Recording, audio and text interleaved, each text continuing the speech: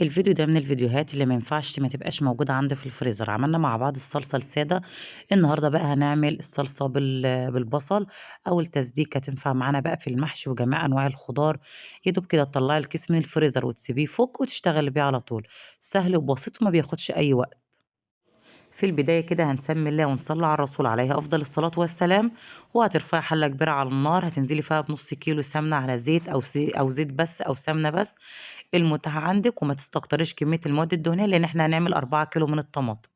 أنا هنا ضفت ميكس من السمنة على الزيت، وكان عندي قطعة من اللي هي كده كمان ضفتها. مجرد ما تسخن هتنزل عندك ب2 كيلو من البصل متقطعين.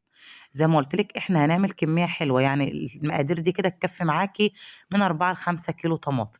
مجرّد ما البصلة بتاعتِك تدبل وتاخد لون شفاف بالشكل ده كده، هانزل عندي بعصير الطماطم، بس كده. عصير طماطم أنا ضارباه في الخلاط من غير أي سوايل، حاولي على قد ما تقدري تضربيها من غير أي سوايل. هتسيبيها كده على نار عالية لحد ما تغلي، وبعد كده هتهدّي النار وتسيبيها لحد ما تتسبِّك خالص معاكِ. دي بقى تنفعِك في خضار، تنفعِك في جميع أنواع المحاشي، تنفعِك في كل حاجة.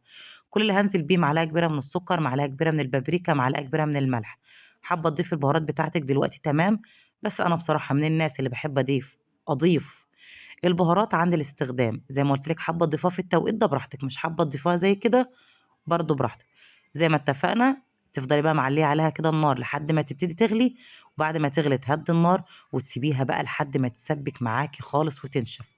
اللي متابعينّي بقى عارفين إن أنا باحب تسبيكة المحشي أو أي نوع خضار، يعني إيه، تكون متسبِّكة كويس. دي زي ما قُلت لِك هتنفعِك في أي نوع من أنواع الخضار، وكمان في جميع أنواع المحاشي. سهلة وبسيطة ومش هتاخد معاكِ وقت خالص، وتبقى عندِك كده جاهزة في الفريزر بقى، تنفعِك في رمضان أو في الأيام العادية. طلّعيها تفُك وتشتغلي بيها على طول، طبعًا هتوفّر عليكِ وقت كتير. مجرد ما تتسبّك معاكِ بقى هتسيبيها لحد ما تبرد خالص. أنا كده كنت تاني يوم، أنا بصراحة طفيت عليها وسِبتها لحد تاني يوم. أهم حاجة إنِّك تسيبيها لحد ما تبرد خالص، وبعد كده بقى كيسيها في الأكياس على حسب استخدامِك بالشكل ده كده، وحطيها بقى في الفريزر. يا رب الوصفة بتاعتي النهارده تكون سهلة وحلوة وبسيطة، تكون عجبتكم طبعًا قبل أي حاجة. وما ننساش قبل أي حاجة نصلي على الرسول في الكومنتات. اللهم صل وسلم وبارك على سيدنا محمد وعلى آله وصحبه أجمعين.